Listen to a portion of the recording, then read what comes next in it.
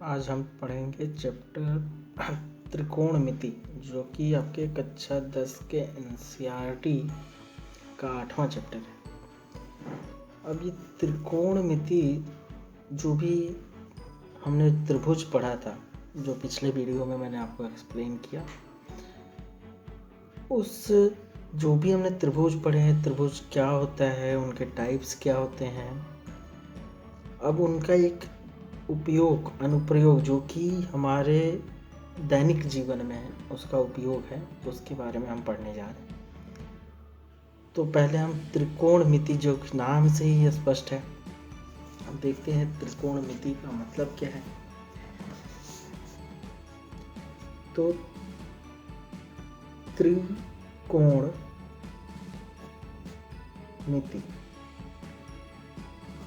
तो इसमें त्रि का मतलब है 3,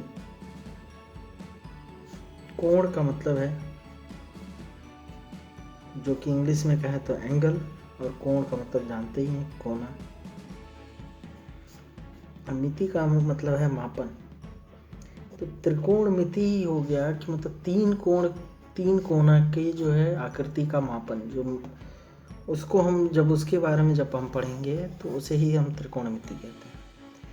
तीन कोना किस आकृति में है, तो त्रिभुज में। तो हमने त्रिभुज के जो है कई सारे प्रकार पढ़े थे, 3 भुजा के हिसाब से, 3 जो है कोण के हिसाब से हमने त्रिभुज के प्रकार पढ़े हुए हैं। तो यहाँ हम किस त्रिभुज की जो है, जो आपके सिलेबस में कवर है, वो किस त्रिभुज के बारे में हम बात करेंगे, जो कि त्रिकोणमिति का ही बेसिक है। तो जिस त्रिभुज के बारे में हम बात करेंगे जो कि त्रिकोणमिति का बेसिक है, वो है समकोण त्रिभुज। अब कहेंगे आप कि समकोण ही त्रिभुज क्यों, समबाहु त्रिभुज क्यों नहीं, विषमबाहु त्रिभुज क्यों नहीं, या समद्विबाहु त्रिभुज क्यों नहीं। तो सारे त्रिभुज में हम त्रिकोणमिति के जो है अनुप्रयोग हैं, लेकिन जो है वो आगे की कक्षाओं में आपको मिलेंगे। अभी कक्षा 10 तक आपका जो है समकोण त्रिभुज तक जो है सीमित है। अब समकोण त्रिभुज तक जो भी सीमित है, तो समकोण ही क्यों है और ये त्रिकोणमिति का बेसिक क्यों है समकोण त्रिभुज। तो ये देखते हैं कि जैसे मान लीजिए कि ये आपका मान लीजिए धरातल है, और इस पे जो है कोई आदमी यहाँ पे खड़ा है, और यहाँ नीचे रखी हुई वो किसी वस्तु को देख रहा है। तो ये जो है उस वस्तु को उसने देखी, ये जो है उस आदमी की जो है ऊंचाई होगी, और इसको धरातल से हमने जोड़ दिया। तो बेसिकली ये क्या बन रहा है, ये कुछ इस तरह की आकृति बन रही है। और जो ये इस तरह की आकृति बन रही है, इसको हम कहते हैं समकोण त्रिभुज, जो कि ये 90 डिग्री है। तो ये समकोण त्रिभुज हुआ। तो हमने देखा कि दैनिक जीवन में जो हमारा सबसे पहला उपयोग हो रहा है, वो समकोण त्रिभुज ही उपयोग में आ रहा है। तो हम इस पे जो है, जो मैथमेटिशियन थे, उन्होंने कुछ जो है नियम बनाए, कुछ सूत्र जो है बनाए। तो उसी के बारे में हम जो है इस कक्षा 10 के पाठ्यक्रम में पढ़ेंगे। चलिए, अब ये त्रिकोणमिति में आगे बढ़ने के लिए हम देखते हैं कि आपके चैप्टर में हमें क्या क्या पढ़ना पड़ेगा, और ये त्रिकोणमिति का जो है सूत्र उनके दिमाग में, जो भी मैथमेटिशियन ने बनाया, वो उनके दिमाग में कैसे आया होगा, उन्होंने क्या सोचा होगा कि जो है इस त्रिभुज के इस तरह के सूत्र हो सकते हैं। बेसिकली आपने थोड़ा बहुत सुन ही रखा हुआ है कक्षा 9 में, साइन थीटा, कॉस थीटा, ये सारी चीज़ें सुन रखी हैं। तो ये जो हमने सुना हुआ है, जिसके बारे में हम जो है देखेंगे कि ये सारी चीज़ें हैं क्या, और ये नाम जो है क्यों दिया गया। तो इसके बारे में हम देखते हैं यहाँ पे। तो पहले है कि मान लीजिए कोई समकोण त्रिभुज, जो कि अभी हमने ऊपर यहाँ पे लिया, इसको मान लीजिए ए, बी और सी नाम दे दिया है हमने। आप कुछ भी रख लीजिए, क, ख, ग, कुछ भी उसको नाम दीजिए। अब यहाँ पे ये मान लीजिए ये 90 अंश है, तो ये कोण कितना है, ये कोण हमें कितना है पता नहीं है। अगर जो मान लीजिए कि ये कोण को हमने मान लिया थीटा मान लीजिए, एक्स मान लीजिए, वाई मान लीजिए, जो भी आपकी मर्जी हो, उस कोण को मान लीजिए। अगर मान लीजिए इसको एक्स ही मान लिया, अगर जो फिलहाल के लिए आपको थीटा के बारे में चीज़ें नहीं मालूम है, तो फिलहाल हम मान लेते हैं कि इस कोण को हमने मान लिया है x। ये कोण हो गया x, तो ये कितना कोण होगा, ये कोण होगा 90 माइनस x। ठीक है, अब इस कोण के लिए हम चीज़ें देखते हैं कि क्या है, जो है क्या फार्मूला आ सकता है, कैसे हो सकता है, क्या चीज़ें होंगी। अब देखिए, मान लीजिए ये त्रिभुज था हमारा, इसमें क्या क्या अनुपात बन सकता है। हमें 3 भुजा मिली हुई हैं, AB, BC और AC, 3 भुजा मिली हुई हैं और 3 कोण मिला हुआ है। एक ये वाला कोण जो कि 90 माइनस x है, एक ये 90 है, एक जो है हमने x जो मान लिया। अब ये कोण A के लिए जो कोण x है हमारा, जो कि कोण C है, तो ये कोण x के लिए थोड़ा हम समत्रिभुज की जो है कुछ बेसिक जो है जानकारी लेंगे। कोण x के लिए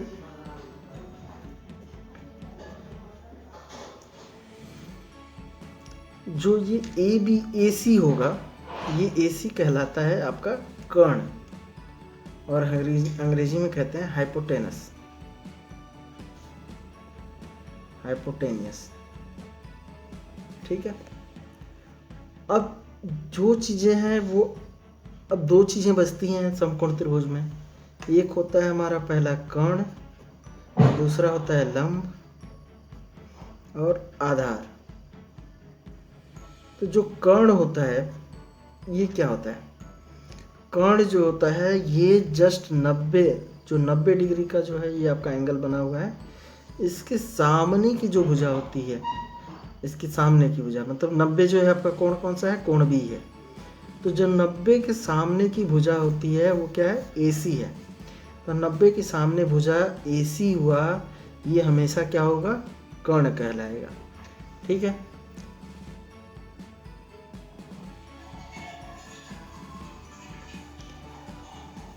इसके अलावा 2 चीज़ें बची है आपके समकोण त्रिभुज में, एक लंब बचा है और एक आधार बचा है। अब ये लंब और जो आधार है ये जो है बेसिकली चेंज होते रहते हैं। अब ये लंब और आधार चेंज होते रहते हैं, मतलब क्या है हमारे कहने का मतलब, कभी ये लंब होगा और ये आधार होगा, और किसी केस में ये आधार होगा ये लंब होगा, लेकिन किस केस में ऐसा होगा, इस चीज़ों को जानने के लिए हम समझते हैं कि जो ये मान लीजिए एंगल x वाला है जो कि एंगल C है, इसके सामने का जो कोण होगा, इसके सामने की जो भुजा होगा, माफ़ करिएगा, जो कोण C के सामने की भुजा होगी उसको हम कहेंगे लंब, और कर्ण आपका पहले से डिसाइडेड है। तो बचा हुआ तीसरा भुजा क्या होगा, आधार। तो समकोण त्रिभुज में 3 चीज़ें होती हैं, कर्ण, लंब और आधार। तो जो कोण के सामने की भुजा हुई वो क्या होगी, लंब। तो कोण x के लिए सामने की भुजा क्या होगी, AB। तो AB क्या हो गया हमारा, लंब। और आधार क्या हो गया, आधार जो है हमारा हो गया BC। तो हमें यहाँ पे पता चल गया कि समकोण त्रिभुज में 3 चीज़ें होती हैं, कर्ण, लंब और आधार।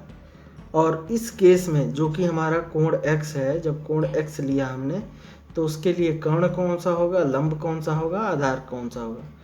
बेसिक जो है हमने समकोण त्रिभुज का भी यहाँ पे सीखा। अब जब हमें 3 चीज़ें पता चल गई, तो इन 3 भुजा में क्या संबंध हो सकता है। कोण का संबंध तो हमें मालूम था, जो कि हमारा था कि तीनों कोणों का योग जो है 180 अंश होता है। तो ये 90 है, ये वाला कोण B। तो दूसरा हमने x माना है, तो तीसरा 90 माइनस x। तो ये 3 तो हमें संबंध पता है, कोण के लिए तो संबंध हमें पता है। भुजा के लिए क्या संबंध है, भुजा के लिए संबंध है वही चीज़ हम त्रिकोणमिति में पढ़ रहे हैं। जब कोण को भुजा से जो है हम संबंध निकाल देते हैं, उसी को जो है हम त्रिकोणमिति कह रहे हैं। ठीक है, तो अब यहाँ पे क्या है, भुजा हमारे पास थी 3, एक कर्ण, लंब और आधार। तो यहाँ पे हमने पहले सोचा कि हमारे पास हो गया कर्ण, लंब, आधार। तो एक जो है लंब और आधार का क्या कर सकते हैं, लंब और कर्ण का, चाहे लंब और आधार का क्या कर सकते हैं, अनुपात ले सकते हैं। अंग्रेजी में कहें तो रेशियो ले सकते हैं। तो लंब और कर्ण का एक रेशियो ले सकते हैं। तो लंब और कर्ण कौन से हैं? लंब जो है आपका ए बी है, ठीक है। कर्ण कौन सा है? सॉरी, ए बी है लंब। कर्ण कौन सा है? ए सी। कर्ण जो है ए सी है। अब जब लंब और कर्ण दो चीज़ें आपको मालूम हो गई तो इनका एक अनुपात हो गया। दूसरा अनुपात हम इसी का जस्ट उल्टा एक लिख सकते हैं, इसका उल्टा। तो इसका उल्टा क्या हो सकता है? कर्ण और बटा में लंब। तो कर्ण और लंब का अनुपात ले लिया, मतलब ए सी बटा में ए बी ले लिया एक, तो एक ये अनुपात हो गया। दो अनुपात तो हमको यहाँ से मिले जो कि कर्ण और लंब के बीच में है। अब जो है लंब और आधार के बीच में हो सकता है, लंब और कर्ण के बीच में हो गया। अब जो है लंब और आधार के बीच में कर सकते हैं। तो लंब और आधार के बीच में क्या होगा, इसको हम देखें यहाँ पे। तो लंब बटा में आधार एक हो सकता है, लंब बटा में आधार। लंब क्या है हमारा? ए बी, और आधार क्या है? B C. ठीक, फिर इसका उल्टा हो सकता है, आधार और बटा में इसको लंब, तो बी सी बटा में ए बी, उसका जस्ट उल्टा हो गया। तीसरा एक हमारा जो हो सकता है वो जो है किसके बीच में हो सकता है? आधार और कर्ण के बीच में। आधार और कर्ण के बीच में। तो आधार और कर्ण के बीच में क्या होगा? आधार आपका है, मान लीजिए आधार बटा में आप कर्ण कह रहे हैं, अनुपात, और जो है इसको कर्ण बटा में, इसका उल्टा जो हो गया, कर्ण बटा में आधार। आधार क्या था हमारा? BC था। कर्ण क्या था? AC था। यहाँ पे उसका उल्टा, तो AC बटा में BC। ये 6 अनुपात जो कि हम तीन जो है भुजा का यूज करके, जो है हम ये 6 अनुपात, 3 भुजा हमने जो ये यहाँ पे थी हमारे पास, इसको यूज करके हम जो है ये 6 अनुपात लिख सकते हैं। यहाँ पे पहला जो हमारा सबसे पहला जो हमारा अनुपात था वो था लंब बटा में कर्ण। तो लंब बटा में कर्ण को जो है हम हमेशा जो है लंब बटा कर्ण लिखेंगे, तो ये हमारे गणितीय कैलकुलेशन के लिए इजी नहीं होगा और काफ़ी कंफ्यूजिंग हो जाएगा। तो इसके लिए जो हमारे गणितज्ञ लोग थे उन्होंने इसका नाम दिया साइन। बेसिकली ये जो साइन है इसका स्पेलिंग होता है SINE, बट हम लिखते हैं अपने त्रिकोणमितीय गणितीय कैलकुलेशन के लिए SIN। बेसिकली सिन लिखते हैं, है वो पढ़ते साइन है क्योंकि उसका एक्चुअल नाम ही साइन है। और ये साइन ने बस इतना आपको बताया कि लंब बटा में कर्ण, लेकिन लंब कौन है ये कौन चीज़ बता रहा था? जो हमने पहले लिखा था कि x के लिए लंब अलग होगा और दूसरा जो कोण है उसके लिए लंब अलग होगा। तो हम वहाँ पे साइन के बाद जो है उस एंगल को भी लिखेंगे ताकि हमें ये पता चले कि कौन सी भुजा जो है समकोण त्रिभुज की लंब है, कौन सी जो है आधार है। तो ये हमने साइन के आगे बस कोण लिखा है। तो ये कोण क्या कर रहा है? बस एक इंडिकेटर है। इंडिकेटर है मतलब ये एक दर्शक है, ये बस दर्शा रहा है हमें कि जो है ये किस कोण के लिए आपने लंब और कर्ण का अनुपात लिया हुआ है। दूसरा है हमारा इसके बाद जो उसका उल्टा हमने लिखा था, कर्ण बटा में लंब। तो इसके नाम को हम पहले बाद में देखेंगे। यहाँ पे उसके बाद हम लोग देख लेते हैं एक लंब बटा में आधार था। उल्टे वाले का हम बाद में देखेंगे, अभी हम देखते हैं लंब बटे में आधार का। तो लंब बटे में आधार को हम कहते हैं टैन, इस एक्चुअल नेम है उसका टेंजेंट। और जैसे पहले मैंने बताया था कि इसमें भी लंब और आधार आया है, तो कौन सा लंब होगा कौन सा आधार होगा उसको इंडिकेट करने के लिए हमको सामने लिखना पड़ेगा उसका कोण x। अब इसके बाद जो है उसका उल्टा है आधार बटा में लंब, इसका क्या नाम होगा उसको बाद में देखेंगे। अब इसके बाद देखते हैं एक आधार बटा में कर्ण। आधार बटे में कर्ण को हम कहते हैं कॉस, और उसके सामने लिखते हैं कोण जो है दिखाने के लिए एज ए इंडिकेटर। तो कॉस का मतलब है, कॉस की इंग्लिश है कोसाइन, कोसाइन, और ये कोण हम इसको पढ़ते हैं हम कॉस। यही कोसाइन से COS उसने लिया हुआ है, इसलिए कॉस पढ़ रहे हैं। एक्चुअल नेम है उसका कोसाइन, और इसके आगे का जो एंगल x हमने लिखा है ये दिखा रहा है कि कौन आधार है और कौन जो है कर्ण है, कौन सा जो है आधार है, कौन सा जो है कर्ण है। तो आधार और कर्ण इसको जो रेशियो है उसको दिखाता है कॉस, और कॉस का एक्चुअल नेम है कोसाइन। ठीक है, अब इसका उल्टा जो है हमारा वो है कर्ण बटा में आधार। कर्ण बटा में आधार का क्या नाम होगा? फिर ऊपर जो हमारा यहाँ पे था लंब, tan वाले के बाद आधार बटे में लंब, आधार बटे में लंब का क्या नाम होगा, और कर्ण बटे में लंब का क्या नाम होगा वो देखते हैं। तो अभी हमने एक्चुअल देखा है ये साइन का सबसे पहला, उसके बाद हमने ये देखा था tan का दूसरा, इसको मान लीजिए पहला, इसको ये दूसरा, और ये कॉस का जो है हमने देखा था तीसरा। ठीक है, अब इन तीनों के जो है अपोजिट, तो बेसिकली हमने देखे हैं सिर्फ तीन हमने बस देखा है एक्चुअल में। यहाँ पे लिखते हैं साइन, कॉस और tan, एक तरह से कहिए तो साइन था हमारा, यहाँ पे जो हमने पढ़ा लंब बटा में कर्ण,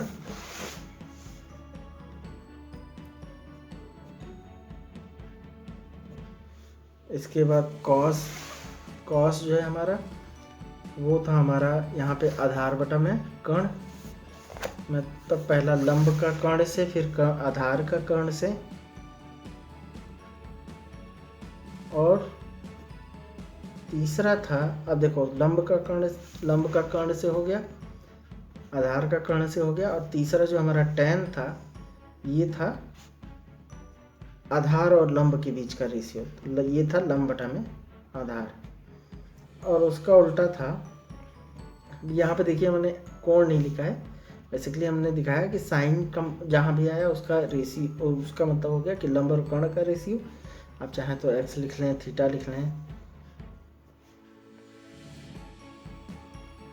इसके बाद हमारा जो है कॉस के लिए जो हमने अपोजिट का निकाला ना वो था सेकेंड,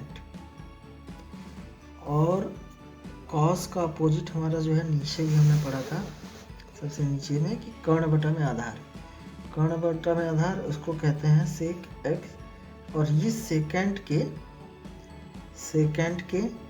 शुरू के, सेकेंड जो नाम है इसका उसके शुरू के 3 वर्ड से आया हुआ है, शुरू के 3 वर्ड से ये जो है सेकेंड से सेक ले लिया हमने।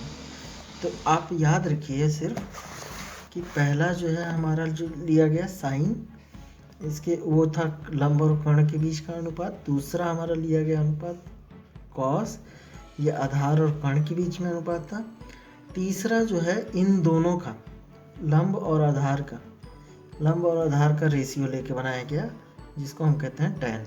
तो tan हमारा जो है लंब बटा में आधार हो गया।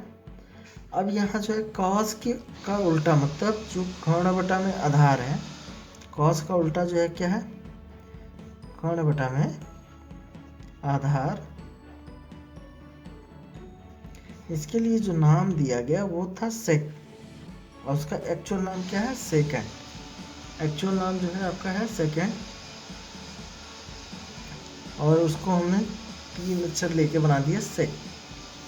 फिर उसी तरह जो है अब देखिए जैसे साइन का यहाँ पे कोसाइन हुआ था, तो अब यहाँ पे सेक का जो यहाँ साइन का जो उल्टा है कर्ण बटा में लंब, उसके लिए सेक से जो है हमने वर्ड निकाला है वो है को सेकेंड। तो यहाँ से हम बेसिकली यूज करते हैं कोसेक, ठीक है, कोसेक जो है आपका हो गया कर्ण बटा में लंब। ये हमें चीज़ें समझ में आ गई। अब इसको इस जगह हम साफ साफ लिखेंगे ताकि जो है आपके नोट्स के काम है।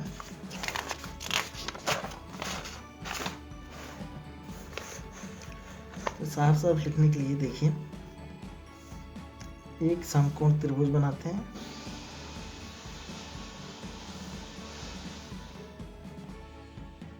ठीक है, इसका ये कोण x या थीटा, तो मान लीजिए यहाँ इस जगह के लिए मैं थीटा लिखता हूँ। थीटा का बेसिकली क्या है, जैसे हम कोण को x y z मान रहे हैं, तो x y z मानने की जगह पे हम थीटा मान ले, बीटा मान ले।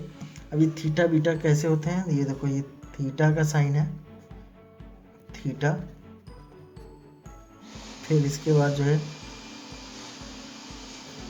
ये बीटा का साइन है, ये अल्फा का साइन है, ये गामा का साइन है। तो इस तरह की जो है साइन है, ये सब क्या है, जैसे हम किसी नंबर्स के लिए जो है एक्स वाई जेड मानते हैं, उसी तरह कोण के लिए हम जो है थीटा मानते हैं। ओके, तो जब कोण के लिए थीटा मानते हैं तो यहाँ पे देखिए ये बीटा है, याद रखिएगा आप, बीटा, ये जो है अल्फा है, और ये जो है गामा है।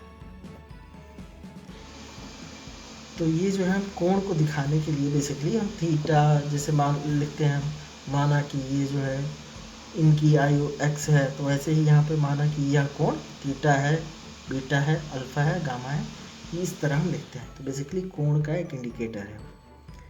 अब ये कोण हो गया ए, आपका मान लीजिए थीटा, ये है ए, ये है बी, ये है सी, ये सामने वाला तो जो ये 90 का अंश का कोण है, तो 90 के सामने वाला जो है आपका हाइपोटेनस कर्ण। तो कर्ण में जो है कि इंग्लिश है हाइपोटेनस, उसमें उससे हमने एच ले लिया अपनी आसानी के लिए। ठीक है, इसके अलावा जो है जो ये कोण है, कोण के सामने वाला जो है क्या होगा, लंब होगा। तो कोण के सामने वाला लंब होगा, लंब की इंग्लिश होती है परपेंडिकुलर। तो लंब ये जो है लंब है आपका, तो लंब की अंग्रेजी होती है परपेंडिकुलर, तो परपेंडिकुलर से पी ले लिया, और ये जो है कर्ण था। फिर इसके अलावा BC, BC जो है आपका होता है आधार, तो आधार की अंग्रेजी होती है बेस, तो उसको हमने B ले लिया, तो इससे हमें मिल गया PBH। ठीक है, तो अब मान लीजिए कि हमको साइन थीटा लिखना है, साइन और थीटा, थीटा हम बेसिकली दिखा रहे हैं कि इस एंगल के लिए साइन थीटा लिखना है। और ये कोण को भी हम मान लेते हैं कि ये थीटा है, ये मान लो बीटा है, तो बीटा के लिए भी हम देख लेंगे ताकि वो जो है हमें क्लियर हो जाए, जो आधार और लंब की हम बात कर रहे हैं वो चीज़ें क्लियर हों। तो साइन थीटा लिख दिया, तो पहला जो है साइन है, तो साइन का मतलब हुआ कि लंब और कर्ण का जो है अनुपात हमें लेना है, तो लंब और कर्ण का अनुपात लेना है। ठीक है, लंब कौन सा है, P, और आधार कौन सा है, कर्ण कौन सा है, H। इसी तरह जो है आपका कॉस थीटा, तो ये था आपका आधार और कर्ण का अनुपात, आधार और कर्ण का अनुपात। आधार क्या है आपका B, और कर्ण कौन सा है, H, तो B और H का अनुपात। इसके अलावा था हमारा tan, ये थीटा, tan थीटा क्या था, लंब और आधार का, इसका और इसका, लंब और आधार। तो लंब कौन सा है, P, आधार कौन सा है, B, तो P/B। अब इसका जो उल्टा है, tan का उल्टा है, वो है कॉट थीटा मतलब आधार बटा में लंब, इसका उल्टा यही तो होगा, आधार बटा में लंब। आधार बटा में लंब, इसका मतलब हम ये अभी हमने पढ़ा है, बोला है कि कॉट जो है tan का उल्टा होता है। तो हम एक चीज़ जो है यहाँ से समझ गए कि कॉट जो है tan का उल्टा है, मतलब 1 में tan थीटा भी लिख सकते हैं। ठीक है, तो 1 में tan थीटा भी लिख सकते हैं, और आधार बटा में लंब भी लिख सकते हैं। तो आधार का B और लंब का P। अब आप कहेंगे, आपके मन में हो सकता है कि डाउट आए कि B/P क्यों लिखा इन्होंने, B/P कहाँ से आया। तो अब देखिए यहाँ पे थोड़ा सा आपके लिए इलस्ट्रेट कर रहा हूँ मैं यहाँ पे कि ये कॉट है, और थीटा है।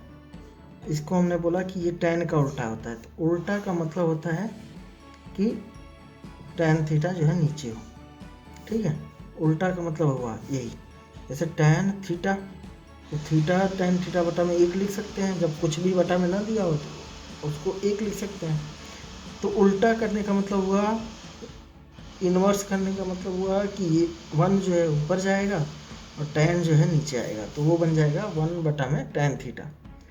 अब 1 बटा में tan थीटा हो गया, तो ये बेसिकली क्या हो गया, 1 और बड़ा वाला बटा जो कि ये पहले से है, ये वाला बटा, और tan थीटा का क्या हो गया, p/b।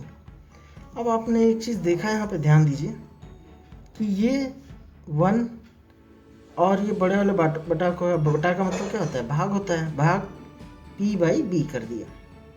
तो भिन्न का जो भाग में क्या होता है कि 1, अब भाग को जो है गुणा में बदलते हैं तो ये चीज़ उल्टा हो जाता है। भाग कैसे भिन्न का सॉल्व होता है कि भाग को गुणा में बदल देते हैं, जो चीज़ लिखा है उसको उल्टा कर देते हैं। तो ये ऊपर, ये जो है नीचे हो गया, तो ये हो गया b और ये हो गया p, तो यहाँ से आ गया b/p, ठीक है। तो यहाँ से हमने समझ लिया कि आधार बटे में लंब कैसे आए।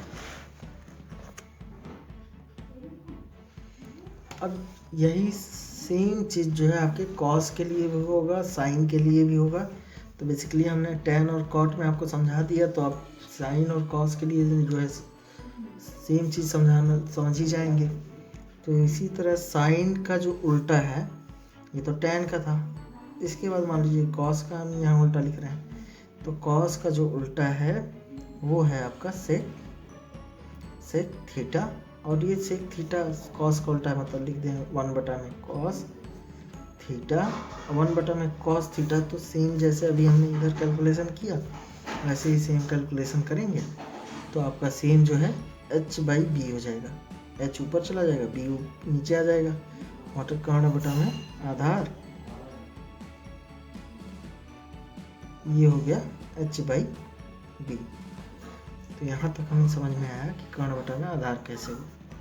अब साइन का उल्टा हमने बताया था, वो होता है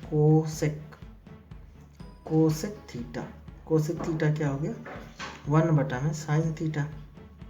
तो 1 बटा में साइन थीटा का मतलब हुआ क्या चीज़, कर्ण बटा में लंब। सेम चीज़ जैसे इधर कैलकुलेशन हमने किया, सेम वैसे ही आप कैलकुलेट करिए।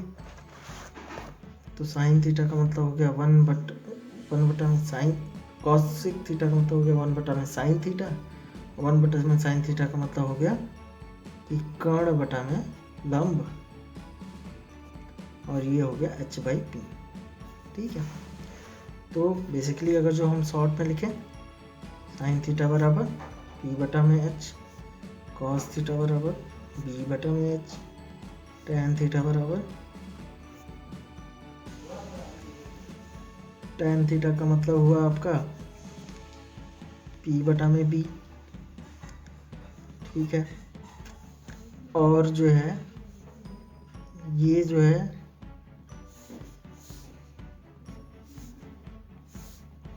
यहीं पे इसका जो उल्टा है वो है कोसेक, ये हुआ h बटा में p। इसके बाद जो है इसका जो उल्टा है वो है सेक, वो है आपका h बटा में b, और इसका जो उल्टा है वो है कॉट थीटा, वो है b बटा में p। तो यहाँ तक चीज़ें समझ गए। ये हमारा हो गया फर्स्ट सेट ऑफ फार्मूला। एक जो सेट ऑफ फार्मूला जो हुआ ये हुआ, इतना हुआ।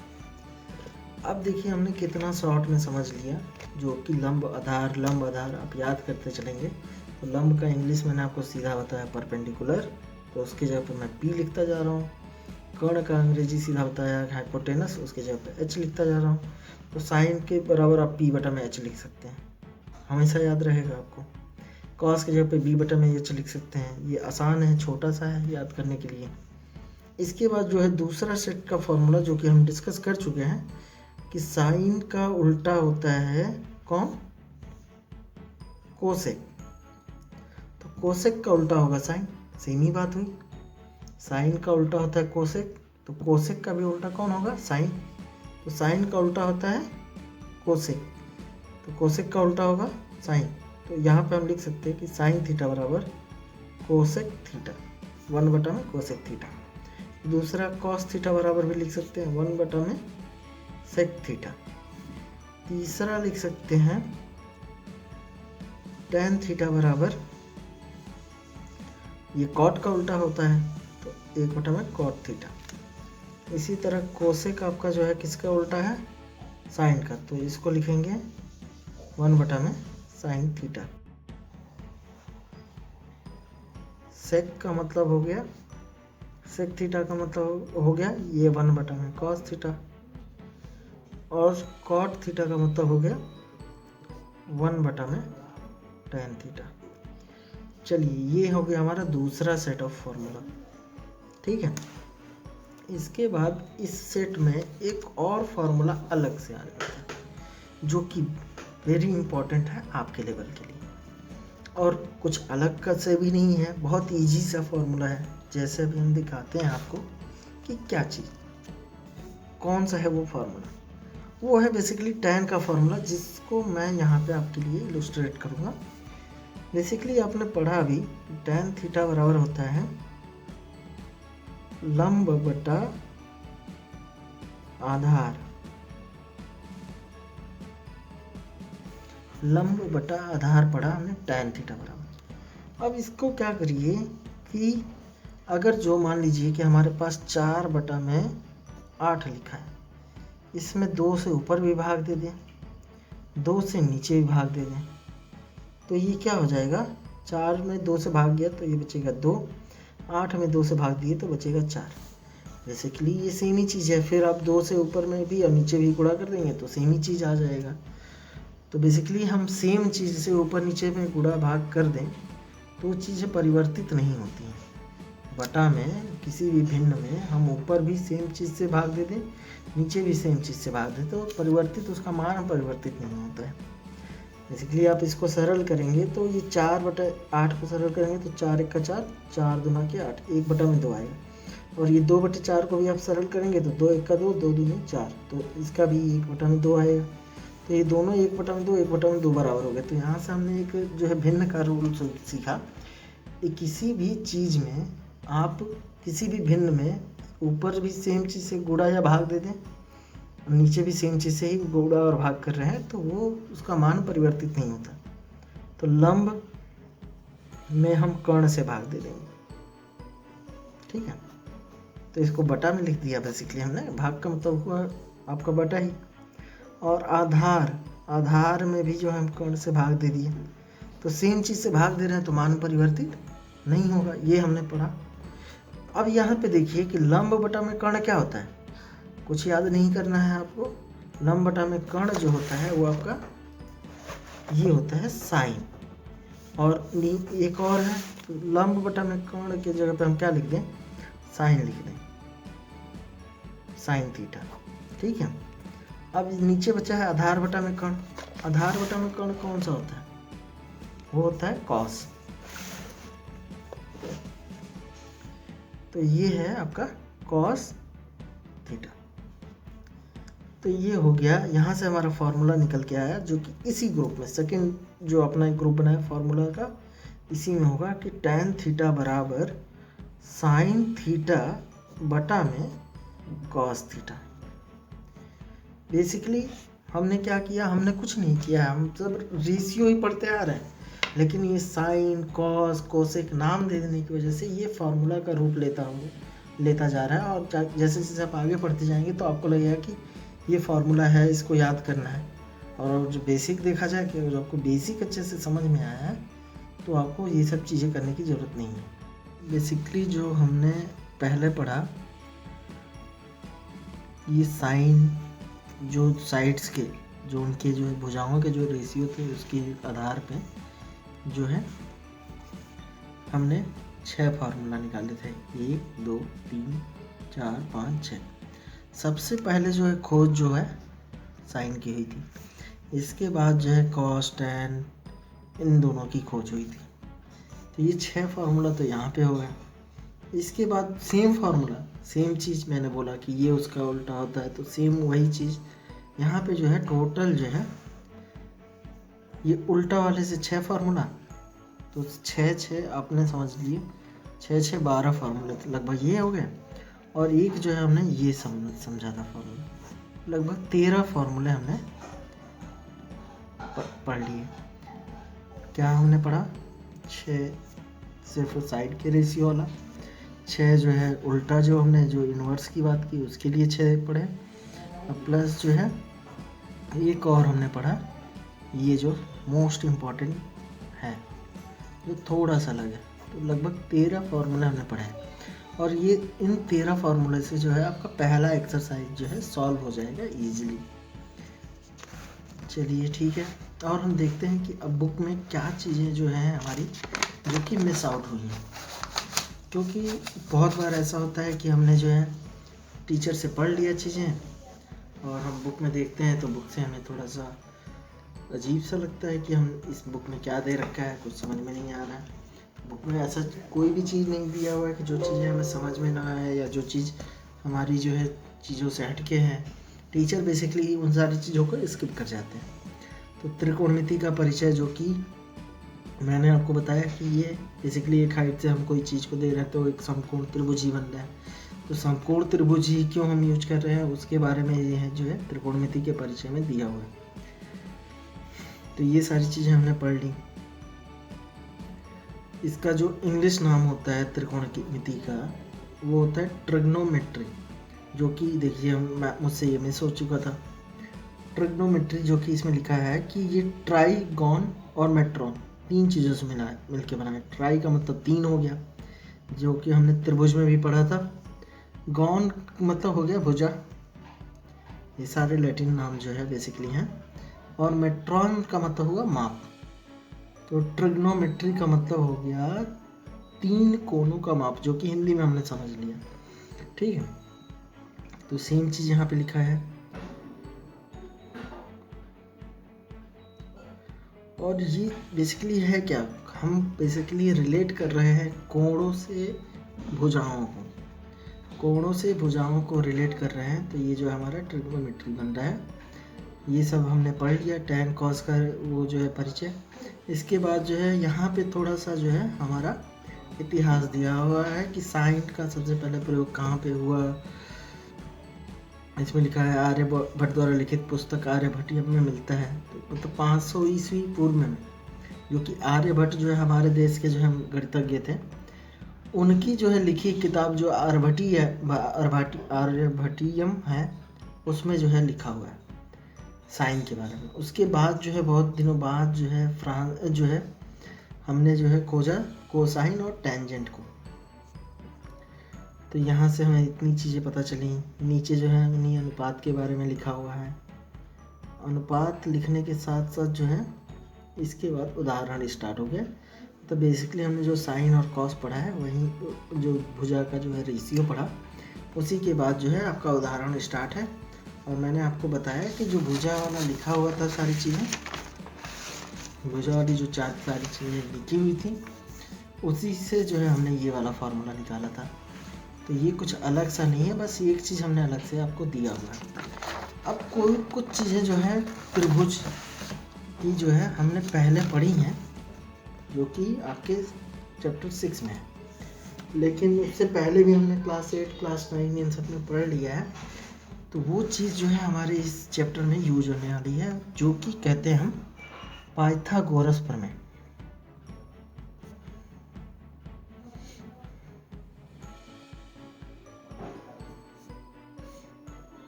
पाइथागोरस प्रमेय ये जो है यूज होना है। और ये पाइथागोरस प्रमेय क्या है? ये बेसिकली होता है समकोण त्रिभुज के लिए।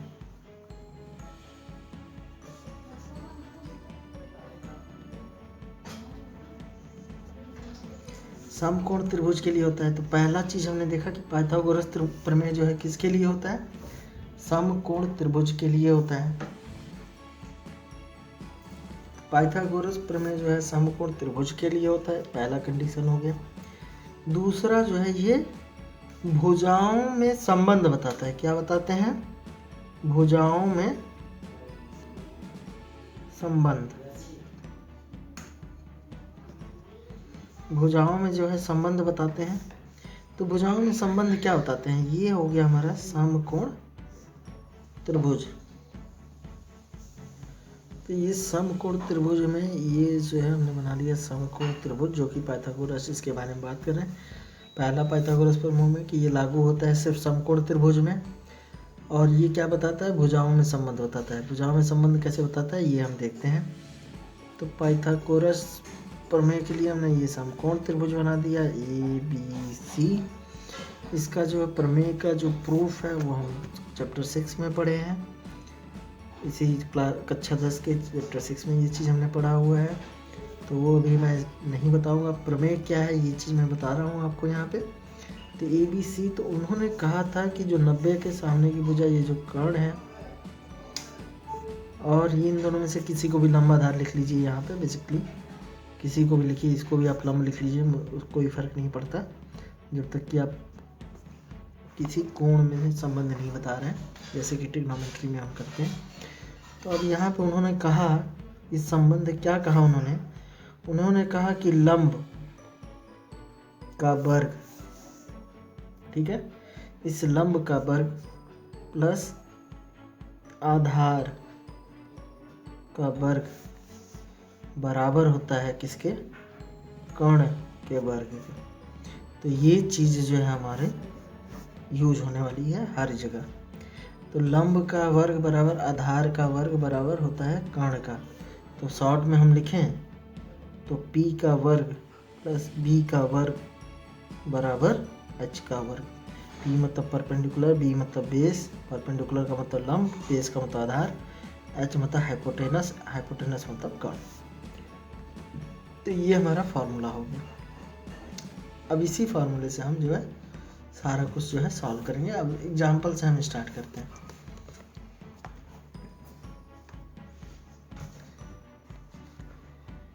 चलिए, ये पहला एग्जाम्पल हम लेंगे आपके चैप्टर से कि tan थीटा दिया है। tan A बराबर दिया है 4/3। तो कोण A के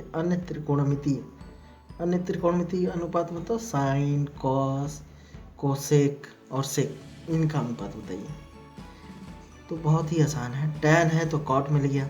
टोटल हमारे 6 अनुपात हैं। अब क्वेश्चन के हिसाब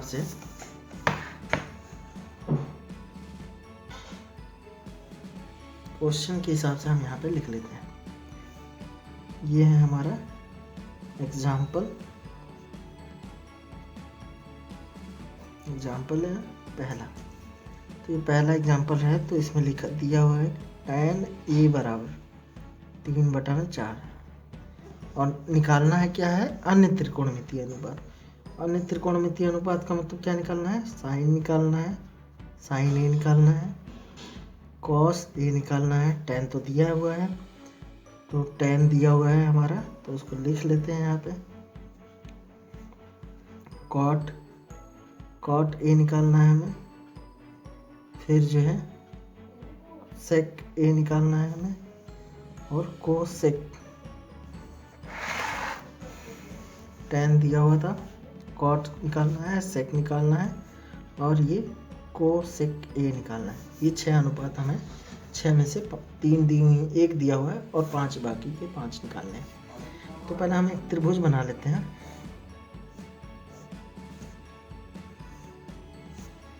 समकोण त्रिभुज, ठीक। ये जो है हो गया हमारा 90 अंश। tan त्रिभुज, tan A जो 3/4 दिया है, इसको हम क्या लिख सकते हैं? ध्यान दीजिएगा, पहले नाम दे लीजिए ABC। A इसको आपने नाम दिया है, ठीक है। तो ये कोण जो है A कौन सा हुआ? ये जो A है क्या दिखा रहा है? बस कोण को दिखा रहा है, कोण को संकेत कर रहा है। तो ये जो है कोण को जो संकेत कर रहा है, तो कोण ये A है, तो इसके सामने वाली भुजा क्या होगी? ये जो है बिना कुछ पूछे, बिना कुछ कहे लंब हो जाएगी, ठीक है। ये वाले कोण के बारे में हम बात कर रहे हैं। और ये क्या हो जाएगा? अपने आप आधार। तो ये क्या होगा, ये होगा कण। तो ये लंब हो गया, ये आधार हो गया, ये कण हो गया, लंब आधार कण। ठीक है, लंब आधार जो ये कण हुआ, अब इसमें क्या होगा कि लंब तो हमें क्या दिया हुआ है, फिर यहाँ पे लंब जो है क्या दिया हुआ है, 3, लंब दिया हुआ है 3, आधार क्या दिया हुआ है हमें, 4। अब कण दिया नहीं है, तो कण कैसे निकाल सकते हैं, तो कण निकालने के लिए जस्ट अभी हमने पढ़ा पाइथागोरस। पाइथागोरस बाबा को हम याद कर लेंगे कि पाइथागोरस बाबा ने क्या कहा था। उन्होंने कहा था कि कण बराबर होता है लंब, कण के का वर्ग बराबर होता है लंब का वर्ग धन आधार का वर्ग। तो कण का वर्ग बराबर, तो कण बराबर होगा लंब का स्क्वायर। लंब के मतलब जगह पे क्या लिखूं मैं, 3 का स्क्वायर धन आधार का स्क्वायर। इसके जगह पे मैं क्या लिखूं, 4 का स्क्वायर। ये बराबर किसके है, कण का स्क्वायर। तो 3 का स्क्वायर क्या होता है, 9, 4 का स्क्वायर क्या होता है, 16। अब यहाँ अगर जो आपको स्क्वायर भी नहीं पता है तो 3 का स्क्वायर का मतलब होता है 3 गुणे 3, और जो 3 पे घात 3 होता तो उसका मतलब होता है 3 गुणे 3 गुणे 3, मतलब 3 का गुणा एक बार 3 से करिए, जो आए फिर उसका गुणा 3 से करिए। ठीक है, तो ये हो गया 9 और 16 जो है हो गया 25। तो कण बराबर क्या हो जाएगा, धन और ऋण कणी में 25 का क्या होगा, वर्गमूल क्या होता है, ये जस्ट एज ए रफ हम देखेंगे यहाँ पे कि 25 का वर्गमूल क्या होता है। 25, 5 1 का 5। अब यहाँ पे वर्गमूल है मतलब 2 जोड़ा बनाना है, 2 का 1 जोड़ा बनेगा। तो ये जो हमारा 5 का कितना जोड़ा बना, 1, और कोई नंबर है नहीं है, सब 1 हो चुका है। मतलब 25 को काटते जाइए अभाज्य संख्या से जब तक कि 1 ना आए। अब जो अभाज्य संख्या से काटा आपने उसका जो है 2 का जो है जोड़ा बनाते जाइए। ये 5 का 1 ही जोड़ा बना और कोई यहाँ पे संख्या नहीं है। तो ये जो है 5 जो है बाहर आ जाएगा कणी की, जिसका जोड़ा बन गया वो बाहर आ जाएगा, जो नंबर अब रह जाएगा उसको कणी में लिख देंगे। तो कुछ रह नहीं रहा है तो इसलिए कणी में लिख देंगे, कणी में लिखने के लिए कुछ है नहीं। तो ये प्लस माइनस 5। अब लेकिन कोई भी भुजा माइनस नहीं हो सकती, तो इसलिए कर्ण जो है हमारा क्या हो जाएगा, धन 5। तो ये हो गया कर्ण। अब ये कर्ण हमारा आ गया। अब इस कर्ण को हम यूज करेंगे साइन कॉस इन सब के लिए। अब देखिए साइन ए बराबर क्या होगा, ए, ये कोण है तो लंब बटा में कर्ण, तो लंब बटा मतलब कर्ण, पी बटा में एच। तो ये इसके बराबर क्या हो जाएगा, 3 तो आपका लंब है, सामने वाला लंब जो है 3 हो गया। अब बटा में कर्ण, एच जो है कर्ण हो गया। इसी तरह ये कॉस, कॉस का क्या है कि जो है आधार बेस बटा में हाइपोटेनस आपका कर्ण। तो ये बेस क्या है आपका, बेस है ये आधार जो कि है हमारा 4। ये जो 4 है इसको यहाँ पे लिख लीजिए। और हाइपोटेनस, हाइपोटेनस जो है हमारा कितना है, 5। तो ये हो गया। अब आता है कॉट। कॉट जो है उल्टा होता है किसका, टैन का। तो टैन का उल्टा जो है यहाँ पे 4 और 3 है तो उसका उल्टा करने का मतलब होता है, उल्टा करने का मतलब ये ऊपर और ये नीचे, तो ये 4/3। सेक जो है उल्टा होगा कॉस का, तो इसका उल्टा ये ऊपर ये नीचे, तो ये हो गया 5/4। कोसेक जो है किसका उल्टा होगा, साइन का, तो ये 3/5 है तो उल्टा होने का मतलब 5 ऊपर 3 नीचे, तो 5/3। तो ये सारे मान आपके आ गए। तो इस तरह जो है हम क्वेश्चन जो आपका एग्जाम्पल पहला था उसको हमने सॉल्व कर लिया है। अब जो है हम देखेंगे अगला एग्जाम्पल की तरफ। अगला एग्जाम्पल क्या है?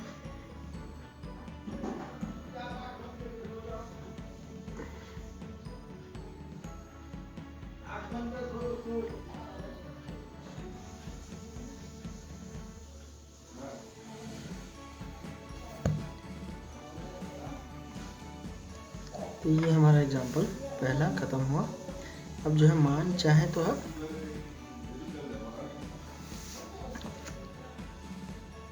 ये जो है एग्जाम्पल 2, जो उदाहरण 2 है, ये कहता है कि यदि कोण बी और क्यू ऐसे न्यून कोण हैं जिसके साइन बी बराबर साइन क्यू, तो सिद्ध कीजिए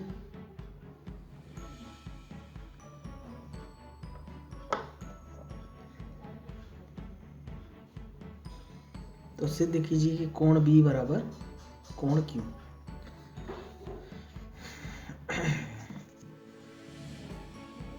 ठीक है, अगर जो साइन बी बराबर साइन क्यू है तो कहता है कि जो है सिद्ध कीजिए कि कोण बी बराबर कोण क्यू। तो इसको हम देखते हैं।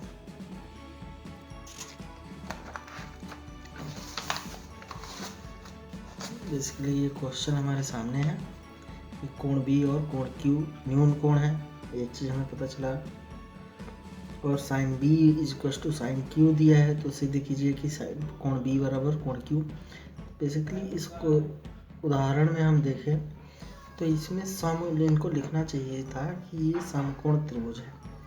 ठीक है, बेसिकली इन्होंने ये इन्फॉर्मेशन थोड़ी कम है हमारे इस क्वेश्चन एग्जाम्पल में, तो हम इसे समकोण त्रिभुज मान के ही जो है सॉल्व कर सकते हैं। ठीक है, अब जो समकोण त्रिभुज आप मान लिए, याद रखिएगा कि कोण बी और कोण क्यू बस इतना दिया है कि न्यून कोण है, और हमें दिया क्या है,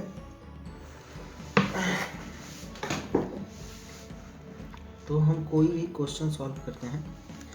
तो पहला एग्जाम्पल है ये 2, एग्जाम्पल 2 है। इसका आप पहले गिवन लिख लेते हैं, जो कि हिंदी में आप लिखें तो लिख सकते हैं ज्ञात है, और अंग्रेजी में लिखना चाहें तो गिवन लिख लीजिए। ठीक है, तो ज्ञात क्या है, आपको दिया है कि कोण बी और कोण क्यू, ठीक है, ये पहला इंफॉर्मेशन है, ये दोनों जो है न्यून कोण है, न्यून कोण है, मतलब ये तो तय है समकोण त्रिभुज का ये 90 वाला कोण नहीं है। ठीक है, दूसरा दिया हुआ है कि साइन बी बराबर साइन क्यू। ठीक है, तीसरा आपको ये प्रूफ, ये जो है आपको वो कह रहा है बताना क्या है, सिद्ध क्या करना है,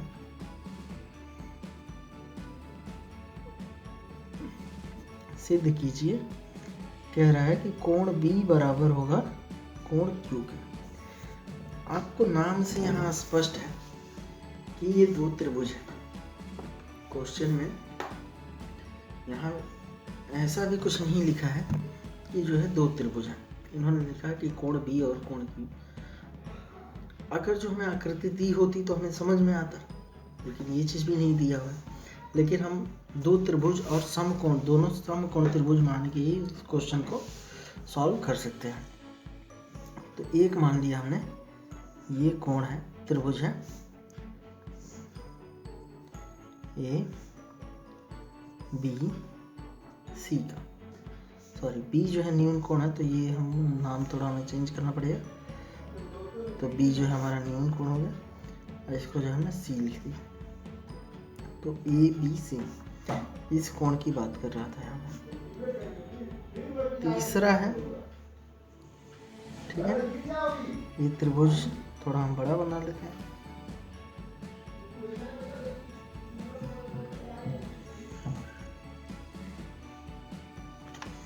इसको नाम देते हैं पी क्यू आर। ये जो है कोण जो है हमारा है क्यू। ये जो कोण क्यू है अब इसमें हम देखेंगे कि कोण क्यू में हमारा दिया बस इतना ही है कि ये दोनों न्यून कोण है, तो हमने दोनों न्यून कोण ले लिया। और इतना दिया है कि साइन बी बराबर साइन क्यू है। तो साइन बी के लिए क्या होगा, ये जो है आपका लंब हो जाएगा और ये जो है आपका कर्ण हो जाएगा। आधार हमें नहीं दिया हुआ है। इसी तरह इसमें क्यू में जो है क्या दिया हुआ है, ये जो है लंब हो गया, ये हमें कर्ण हो गया। दो चीज़ तो दिया हुआ है। तो यहाँ पे दिया हुआ है कि साइन बी बराबर साइन क्यू। ठीक है, तो साइन बी की जगह पे क्या लिखेंगे, ए सी लंब ए सी बटा में कर्ण ए बी बराबर। अब साइन क्यू की जगह पे क्या लिखेंगे, लंब पी आर बटा में कर्ण पी आर बटा में पी क्यू। तो बेसिकली हमें एक चीज़ ये दिया हुआ है। ठीक है, अब इस ए सी अपॉन ए बी और P R upon P Q, अब हम यहाँ से क्या लिख सकते हैं। अगर जो मान लीजिए इसको हम यहाँ पे नीचे ले जाएं और इसको उस साइड ले जाएं तो ये कहाँ जाएगा, ऊपर। इसको इस साइड अगर जो लेके आते हैं तो नीचे आएगा, इसको उस साइड ले जाएंगे तो कहाँ पे होगा, ऊपर जाएगा। तो ये बेसिकली क्या हो जाएगा कि ए सी पी आर को इधर ऊपर है तो इधर नीचे लेके आ रहे हैं, तो क्या हो जाएगा बटा में P R is equals to A B जो है यहाँ नीचे था तो उधर जाएगा, तो क्या हो जाएगा ए बी बटा में पी क्यू। अब इसको जो हमें मान लेना है के। ये जो है एक अचर राशि हमने के मान ली है। अब ये एक अचर राशि जो के मानी है, अब इसके अकॉर्डिंग क्या होगा कि हमने ए सी लिया, ए सी बटा P R is equals to हमने मान लिया के। तो यहाँ से ए सी बराबर क्या हो जाएगा, के गुणे का मतलब इंटू हम लगा देते हैं पी आर इंटू एक बिंदी का साइन होगा। और इसको अगर जो हम इक्वल करते हैं ए बी बटा पी क्यू बराबर के, तो यहाँ से ए बी क्या हो जाएगा आपका के इंटू आपका पी क्यू। ठीक है, तो अभी हमारा कैलकुलेशन यहाँ तक आया। दो चीज़ें हमें यहाँ से निकाल ली। अब ये दोनों चीज़ें आने के बाद अब हम थोड़ा देखते हैं, हमें जो चीज़ नहीं मालूम है वो क्या नहीं मालूम है। कोण का तो हमें बस इतना ही मालूम है कि ये 90 है, ये 90, और ये दोनों कोण इस दोनों कोण से किसी तरह रिलेटेड है, कुछ नहीं मालूम है, बस साइन से रिलेटेड है, बस इतना मालूम है। तो हम देख लेते हैं कि ये भुजा का जो है रिलेशन है क्या कुछ। अभी इसका हमने रेशियो देख लिया था, ए बी बटा में पी क्यू, ए बी बटा में पी क्यू। ठीक है, और ए सी बटा में पी आर, ए सी बटा में पी आर, ये दोनों इक्वल हैं। इनका रेशियो मतलब एक तरह से कहें कि देखने से हमें ऐसा दिख रहा है कि संगत भुजाएं कॉरेस्पॉन्डेंस साइड का जो रेशियो आ रहा है वो क्या आ रहा है, सेम आ रहा है। तो हो सकता है कि ये सिमिलर हो जाए। तो सिमिलर हो जाएगा तो उसके लिए हम देखेंगे कि बी सी और क्यू आर में कुछ रेशियो है क्या, कुछ मतलब इनका अनुपात का जो है कुछ संबंध है क्या। तो ये संबंध देखने के लिए पहले हमें बी सी निकालना पड़ेगा और क्यू आर निकालना पड़ेगा। तो हमें बी सी भी नहीं पता है, क्यू आर भी नहीं पता है। तो बी सी और क्यू आर निकालने के लिए हम क्या करेंगे, हम सीधा जो है याद करेंगे पाइथागोरस बाबा को। तो पाइथागोरस बाबा ने क्या कहा था कि कर्ण का वर्ग ए सी का वर्ग बराबर होगा आपके ए बी का वर्ग, कर्ण ए बी का वर्ग बराबर होगा बी सी के वर्ग और ए सी के वर्ग से। तो ए सी के वर्ग प्लस बी सी के वर्ग के बराबर होगा। इसी तरह ये जो क्यू आर है ये क्या होगा, क्यू आर भी जो है आपका आप निकालेंगे तो ये भी किसके बराबर होगा, देखिए क्यू आर आपका होगा निकालने के लिए, उसके लिए भी हम पाइथागोरस बाबा को याद करेंगे। तो पाइथागोरस बाबा के अनुसार पी क्यू का स्क्वायर पी क्यू का स्क्वायर बराबर क्या होता है, पी आर का स्क्वायर और क्यू आर का स्क्वायर, पी आर का स्क्वायर प्लस क्यू आर का स्क्वायर।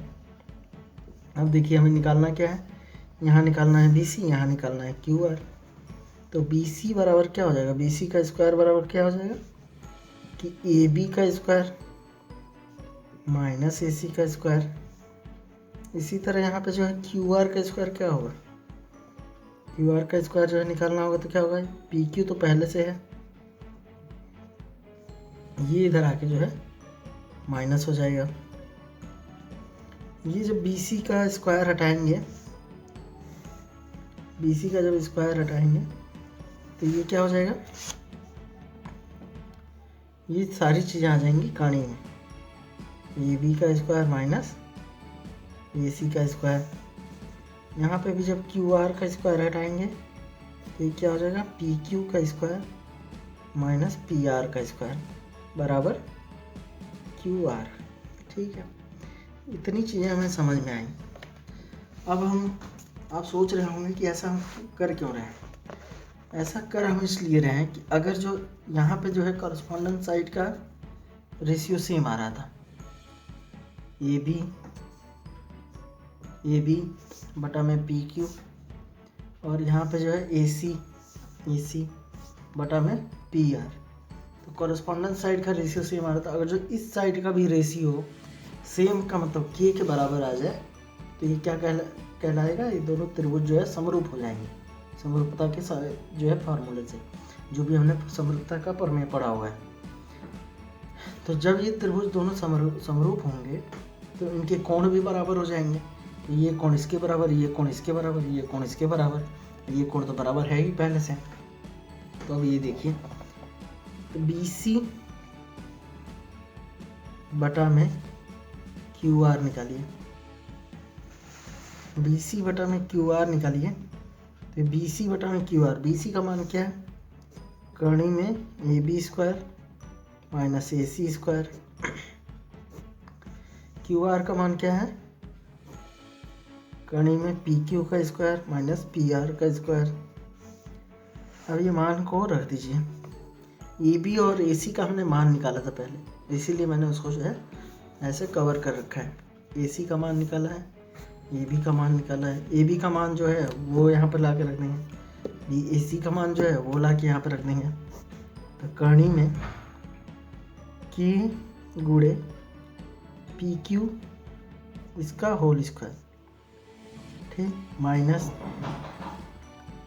फिर के गुणे पी आर, के गुणे पी आर का होल स्क्वायर बटा में ये P Q square minus P are square. यहाँ तक हम लोग आ चुके हैं। अब इसमें जो है जब स्क्वायर आएगा तो स्क्वायर इस पे भी आएगा, इस पे भी आएगा, माने के का स्क्वायर भी होगा, पी क्यू का भी स्क्वायर होगा, माइनस यहाँ भी के का स्क्वायर भी होगा, पी आर का भी स्क्वायर होगा, और ये टोटल जो होगा किसमें, कर्ण में होगा, और इसके बटा में होगा P Q square minus P are square. अब के स्क्वायर यहाँ भी है, के स्क्वायर यहाँ भी है, बीच में धन या ऋण का चिन्ह है, तो ऋण का यहाँ पर चिन्ह दिया हुआ है। जब धन या ऋण का चिन्ह होता है तो क्या होगा, कॉमन हम ले सकते हैं, कॉमन लेंगे तो ये क्या हो जाएगा, ये इसमें भी है, ये इसमें भी है, तो वो हो जाएगा बाहर, कोष्ठक में रह जाएगा पी क्यू का स्क्वायर माइनस पी आर का स्क्वायर, ठीक है, और ये टोटल है कर्ण में, बटा में क्या है, यहाँ भी पी क्यू का स्क्वायर माइनस पी आर का स्क्वायर, ठीक है। अब जो के स्क्वायर बाहर में है ये गुणे में है, तो गुणे में है तो के का स्क्वायर है, तो ये तो क्या हो जाएगा, कर्ण के बाहर आ जाएगा, क्योंकि के का 2 जोड़ा है और ये सारी चीज़ें जो दूसरी चीज़ें हैं ये गुणा में है। यहाँ पे के नहीं बाहर आ रहा था क्योंकि ये प्लस माइनस में भी था, अभी जो हमने ब्रैकेट में कर दिया तो ये सारी चीज़ें जो है गुणा में आ गई, तो ये जो चीज़ है बाहर आ सकती है। तो ये जब बाहर आएगी तो क्या बचेगा, ये आ गया के बाहर, अंदर बचा कर्ण के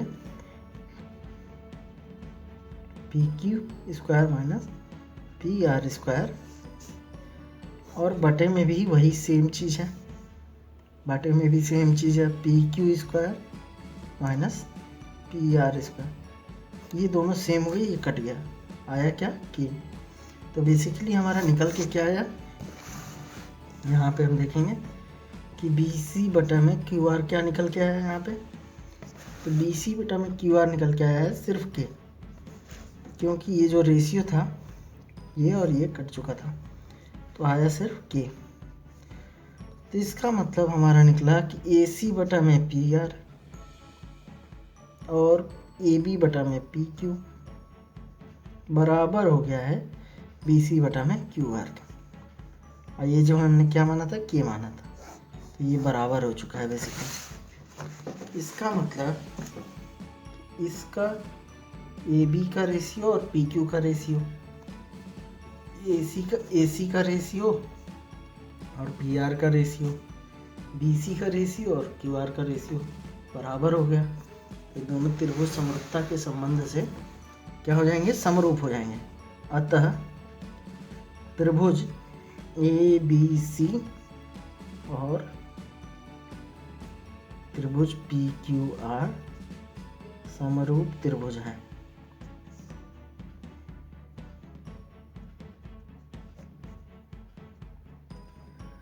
अतः इसलिए समरूपता के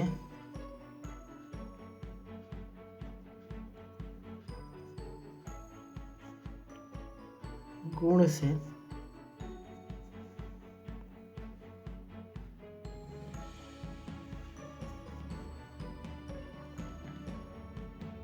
कोण, संगत कोण क्या होंगे, संगत कोण बराबर होंगे, बराबर होंगे। संगत कोण जब बराबर हो गए तो कोण P बराबर हो जाएगा कोण Q। ये हो गया सिद्ध हो।